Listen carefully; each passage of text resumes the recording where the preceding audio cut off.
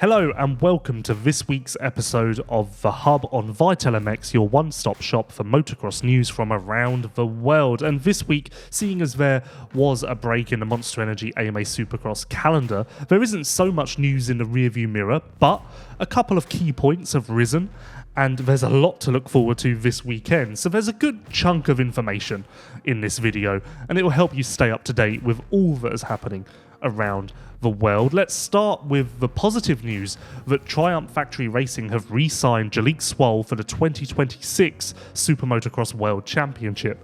The 2-year deal that Swoll was on was set to expire at the end of 2025, but Triumph have already shown just how much they believe in him by extending his deal for another year. It makes sense because reports from the test track pre-Achilles injury suggested that Swoll was absolutely flying and set for a breakthrough season. So Triumph, obviously noticing that, felt it was necessary to give him another shot. And speaking of Swoll's injury, I look for him to return around the halfway point, the second half of Pro Motocross. Obviously, the Achilles injury is quite serious, so the timeline is not defined, but that appears to be the period, at least, that they are shooting for. And more injury news, Jet Reynolds, who has had such a tough time of it with health issues since he turned pro, is on the sidelines again as he suffered a leg injury on the Friday before the off weekend. He's already had surgery, I believe that was Monday morning, and the Club MX team appear to be confident that he'll make it back for the start of Pro Motocross. So not the end of the world, but a disruption to the potential and momentum that Reynolds was starting to make good use of. In more Club MX news, Devin Simonson, the team's fifth rider, is back on a bike after an off-season injury. He's only on the turn track though, for now, gentle riding, so I don't look for him to return for a little while either. But he perhaps will make it back before the end of Monster Energy AMA Supercross. One rider who is returning is Monster Energy Yamaha Star Racing's Christian Craig. Craig tore his ACL at last year's SuperMotocross World Championship finals in Las Vegas, and he's been out ever since, although he has been back on a bike for a couple of months now.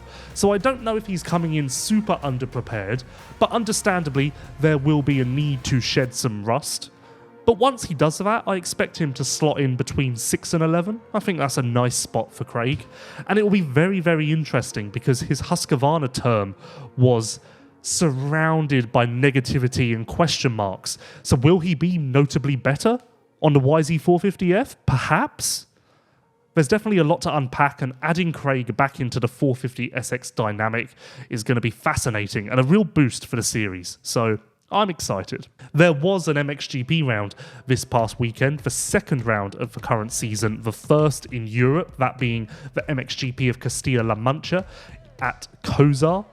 Now, the Grand Prix was fairly controversial. Torrential rain made it difficult for the organisers, the promoters, but the infrastructure just couldn't handle it. There was no water in the wash bays, so the MXGP teams were forced to adopt an American approach and jet wash for bikes alongside the awnings, making the pits even muddier than they already were. Parking was a nightmare, with industry people having to park over a mile from the track.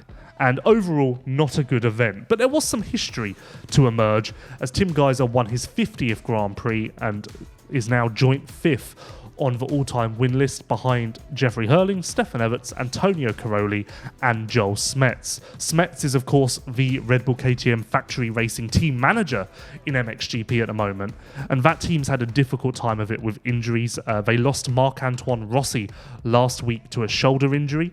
He will be out for around 3 months, so a bit of a disaster for him.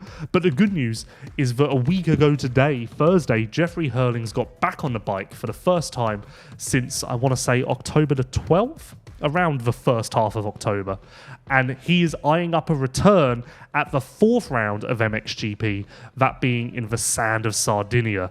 He will race, I believe, the week before that though, on an off weekend in MXGP, as there will be a round of the Dutch Masters, and that will be where he gets his feet wet again. So that's an exciting element to add to MXGP, and it should inject some excitement, which I do feel like the series is lacking at the moment. Perhaps not as much interest as last year with that brilliant freeway title fight. But they will have the third round this weekend at St Jean d'Angely in France, the famous Motocross of Nations venue, last hosted that in 2011. The weather forecast calls for more rain across the weekend, but the hard-packed soil there should be able to take it better than Kozar, and I'd imagine that no matter what happens, it will be raceable or racier than what we saw this past weekend.